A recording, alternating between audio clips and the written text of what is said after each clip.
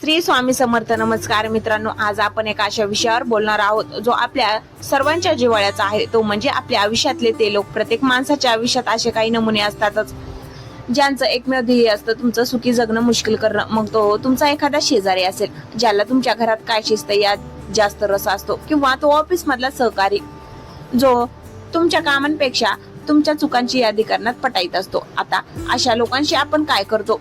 आपण भांडतो, रडतो किंवा चिडतो. पण खरं सांगू, हेच तर त्यांना हवं असतं. तुमचं डोकं फिरलं की त्यांचं काम फत्ते होतं. म्हणून आज मी तुम्हाला एक अशी युक्ती सांगणार आहे जी कोणत्याही जादू सारखी काम करते. याला म्हणतात the art of not giving a damn. बघा, जेव्हा समोरचा माणूस तुम्हाला त्रास द्यायचा प्रयत्न करतो तेव्हा तो खरं तर एक प्रकारची ऊर्जा फेकत असतो. जर तुम्ही चिडलात तर तुम्ही ती ऊर्जा पकडली आणि त्याचा खेळ सुरू झाला. पण जर तुम्ही एखाद्या भिंतीसारखे शांत राहिलात तर ती ऊर्जा आदळून पुन्हा त्याच्याकडे जाते.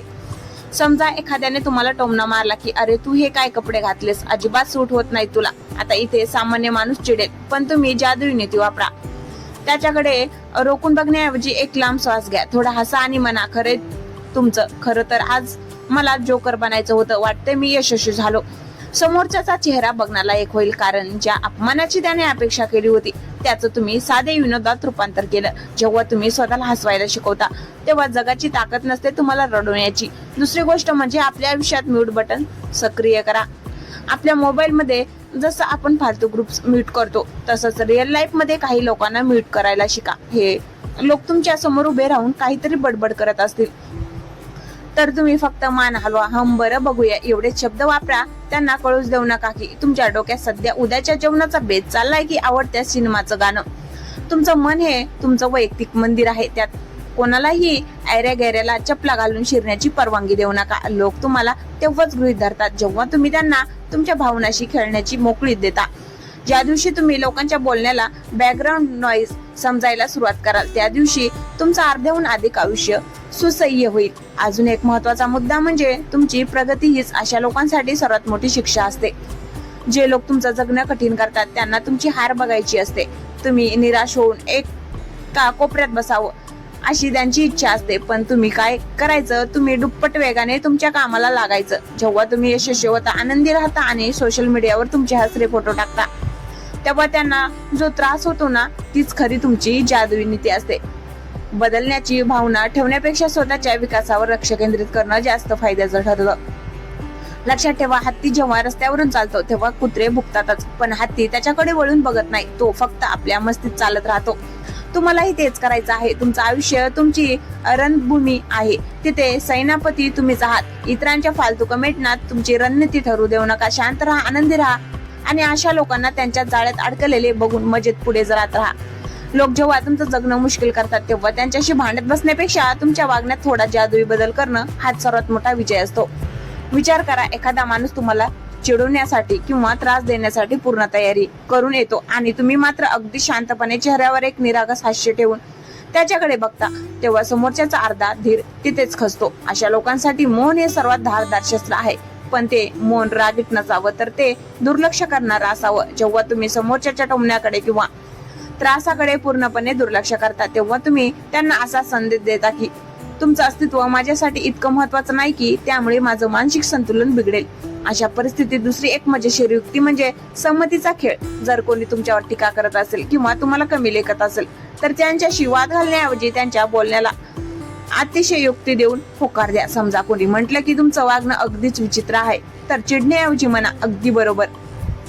उलट आज तर मी फारच सभ्य वागतोय, एरवी तर मी यापेक्षा भयानक असतो. जेव्हा तुम्ही स्वतःचीच थट्टा करायला शिकता तेव्हा दुसऱ्याच्या हातातलं तुम्हाला दुखवण्याचं शस्त्रच मोडीत निघतं. लोक तेव्हाच त्रास देतात जेव्हा त्यांना दिसतं की त्यांच्या कृतीचा तुमच्यावर परिणाम होतोय. जर तुम्ही निर्वाकार राहिलात तर त्यांना त्या खेळातली मजा संपल्यासारखं वाटतं आणि ते आपोआप दुसरा बकरा शोधायला निघून जातात. तुमच्या आयुष्याची रिमोट कंट्रोल दुसऱ्याच्या हातात देणं बंद करणं हीच खरी जादुई नीती आहे. ऑफिस असो वा घर, काही लोकांचा स्वभावच कुरबुरी करण्याचा असतो. अशा वेळी त्यांना तुमच्या आयुष्यातील महत्वाच्या गोष्टी, तुमचे आनंद किंवा तुमचे प्लॅन सांगणं पूर्णपणे बंद करा. माहितीचा हा दुष्काळ त्यांना तुमच्यावर वार करण्याची संधीच देत नाही. आपल्या सोबती एक अशी अदृश्य भिंत उभी करा जिथे फक्त सकारात्मक गोष्टींनाच प्रवेश असेल.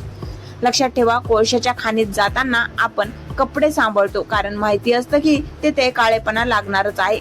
तसेच ही दुनिया आहे. काही लोकांचं कामच काळेपणा पसरणं असतं, पण आपण रेनकोट घालण्याप्रमाणे त्यांच्या शब्दांना आपल्या मनापर्यंत पोहोचू द्यायचं नाही. जेव्हा तुम्ही स्वतःच्या सुखाची जबाबदारी स्वतः घेता आणि इतरांच्या वागण्याला कचरा समजून मनाबाहेर टाकता, तेव्हा तुमचं जगणं आपोआप सोपं आणि जादू होऊन जातं. समोरचा माणूस तुम्हाला तितकाच त्रास देऊ शकतो जितकी परवानगी तुम्ही त्याला देता.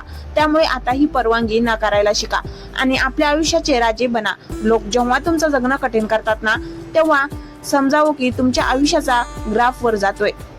कारण शांत पाण्यात कोणी दगड मारत नाही. दगड तिथेच मारले जातात जिथे फळ लागलेले असतात. आपल्या आजूबाजूला अशा लोकांची कमतरता नाही, ज्यांना स्वतःचं आयुष्य सुधारण्यापेक्षा दुसऱ्यांच्या आयुष्यात काडी करण्यात जास्त रस असतो. अशा लोकांशी वागतानाची पहिली आणि सर्वात महत्वाची नीती म्हणजे भावनिक गुंतवणूक शून्य करणे. आपण काय करतो, कोणी काही वाईट बोललं की आपण रात्रभर त्याचा विचार करतो. आपलं जेवण जात नाही, आपल्याला झोप येत नाही, म्हणजे त्या माणसाने फक्त एक वाक्य फेकलं आणि तुम्ही तुमची संपूर्ण शांतता त्याला दान केली. हे थांबवा. ज्या दिवशी तुम्ही समोरच्याच्या शब्दांना किंमत देणं सोडा, त्या दिवशी त्याचं तुमच्यावरचं नियंत्रण संपेल. समोरचा माणूस तुम्हाला आग लावायचा प्रयत्न करतोय, करू द्या. तुम्ही स्वतःला पाणी बनवून द्या. पाणी जसं शांत असतं पण रस्ता शोधण्यात पटाईत असतं, तसाच तुम्हाला बनायचा. कधी विचार केलाय का की हे लोक असं का वागतात? त्यांचं उत्तर त्यांच्या स्वतःच्या असुरक्षिततेमध्येच असतं. जो माणूस आतून सुखी असतो तो कधीच दुसऱ्याचं जगणं कठीण करत नाही. त्यामुळे जेव्हा कोणी तुमच्याशी वाईट वागतं तेव्हा त्यांच्यावर रागवण्यापेक्षा त्याची थोडी दया येऊ द्या. विचारा, स्वतःच्या आयुष्यात किती वैतागला असेल म्हणून माझ्यावर ओरडतोय. हा विचार तुमच्या मनात आला की तुमचा राग आपोआप शांत होतो. ही एक मानसिक ढाल आहे. समोरचा माणूस ओरडतोय, ओरडू द्या. तो विष ओकतोय, ओकू द्या. तुम्ही फक्त प्रेक्षक बना. तुम्ही त्या वादात उतरलात की तुम्ही त्याचे गुलाम बनलात. त्याऐवजी एक लांब श्वास घ्या आणि मनातल्या मनात म्हणा की हा तुझा प्रॉब्लेम आहे, माझा नाही. तुमची शांतता इतकी महाग ठेवा की कोणालाही ती फुकट विकत घेता येणार नाही. आणखीन एक जादू म्हणजे कौतुकाचा बॉम्ब. एखादा माणूस जर सतत तुमची निंदा करत असेल तर अचानक कधीतरी सर्वांसमोर त्याचं खरं किंवा खोटं कौतुक करून टाका. अहो, तुमची बोलण्याची पद्धत किती स्पष्ट आहे ना, मनात काहीच ठेवत नाही तुम्ही, असं म्हणून बघा. तो माणूस इतका गोंधळून जाईल की पुढचे 2 दिवस त्याला नक्की काय झालंय हेच कळणार नाही. ही एक मानसशास्त्रीय खेळी आहे. जेव्हा तुम्ही शत्रूला प्रेमाने निशस्त्र करता तेव्हा तो तुमच्यावर वार करायला विसरतो. जगणं मुश्किल करणाऱ्या लोकांकडे एकच ताकद असते, ती म्हणजे तुम्हाला प्रतिक्रिया द्यायला भाग पाडणे. तुम्ही जर प्रतिक्रियाच दिली नाही तर त्याची ताकद शून्य होते. शेवटी एक गोष्ट लक्षात ठेवा, तुमचं आयुष्य हे तुमचं स्वतःचं प्रोडक्शन आहे. तुम्ही या सिनेमाचे दिग्दर्शक आहात आणि हिरो सुद्धा तुम्हीच आहात. आता विचार करा, एखाद्या सिनेमात विलेनच नसेल तर हिरोईनची किंमत कशी करणार? म्हणून या मुश्किल करणाऱ्या लोकांना आपल्या आयुष्यातले साइड आर्टिस्ट समजा. ते येतात, गोंधळ घालतात आणि निघून जातात. पण तुमचा सिनेमा सुपरहिट व्हायचा असेल तर तुमचं लक्ष फक्त तुमच्या अभिनयावर आणि ध्येयावर असायला हवं. लोक बोलत राहतील, जगणं कठीण करण्याचा प्रयत्न करतील, पण तुम्ही तुमच्या ध्येयाच्या वाटेवर इतक्या वेगाने धावा की त्याचा आवाज तुमच्या कानापर्यंत पोहोचणारच नाही. तुमचं यश हाच त्यांना दिलेली सर्वात मोठा झटका असेल. त्यामुळे आजपासून ठरवून टाका, लोक काय करतात याकडे दुर्लक्ष करायचं आणि स्वतःच्या आनंदासाठी स्वार्थी बनायचं. कारण तुमचं हसणं हीच या जगासाठी सर्वात मोठी जादू आहे. लोक जेव्हा तुमचं जगणं कठीण करतात ना, तेव्हा त्यांच्याकडे एक सुप्त शक्ती असते, ती म्हणजे तुमचं लक्ष वेधून घेण्याची. पण खरी गंमत माहितीये का, तुमचं लक्ष हे या जगातलं सर्वात महागडं चलन आहे. तुम्ही ज्या गोष्टीवर लक्ष देता ती गोष्ट मोठी होत जाते. जर तुम्ही त्या त्रास देणाऱ्या माणसावर लक्ष दिलं तर तो तुमच्या डोक्यात वटवृक्षासारखा वाढायला लागतो. पण जर तुम्ही त्याकडे दुर्लक्ष केलं तर तो एखाद्या वाळलेल्या गवतासारखा उडून जातो. आयुष्यातल्या जादुई निधीचा तिसरा टप्पा म्हणजे ब्रह्मानंदी टाळी लावणे. म्हणजे समोर काय चाललंय यापेक्षा माझ्या आत काय चाललंय याला महत्व देणे.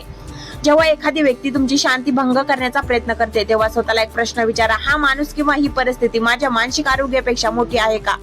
उत्तर नेहमी नाही असंच आहे.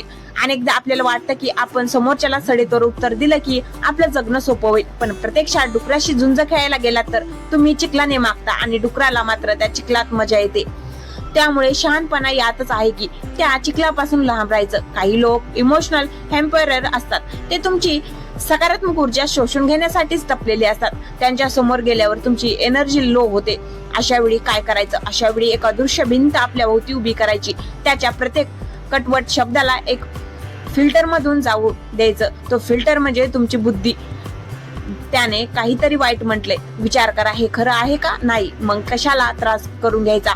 जर एखादी भेटवस्तू कोणी तुम्हाला दिली आणि तुम्ही ती स्वीकारलीच नाही तर ती कोणाकडे राहते? अर्थात देणाऱ्याकडेच. तसंच लोकांचं वाईट बोलणं आणि वागणं जोपर्यंत तुम्ही मनाला लावून घेत नाही तोपर्यंत ते त्यांचंच असतं, तुमचं नाही. आपल्या आयुष्यातली ही माणसं खरं तर आपले गुरु असतात. हो, तुम्ही बरोबर ऐकलेत. ते आपल्याला संयम शिकवतात. ते आपल्याला शिकवतात की कसं शांत राहायचं जेव्हा जग ओरडतं असतं. तेव्हा कोणी तुमचं जगणं कठीण करतं तेव्हा ते तुम्हाला कळत न कळत अधिक खंबीर बनवत असतात. जर आयुष्यात सगळे चांगले लोक भेटले तर तुम्हाला जगाचा अनुभवच येणार नाही. त्यामुळे अशा लोकांकडे एक चॅलेंज म्हणून बघा. जसं जिम मध्ये वजन उचलल्याशिवाय स्नायू बनत नाही, तसंच अशा लोकांशी सामना केल्याशिवाय तुमचं मानसिक स्नायू बळकट होत नाही.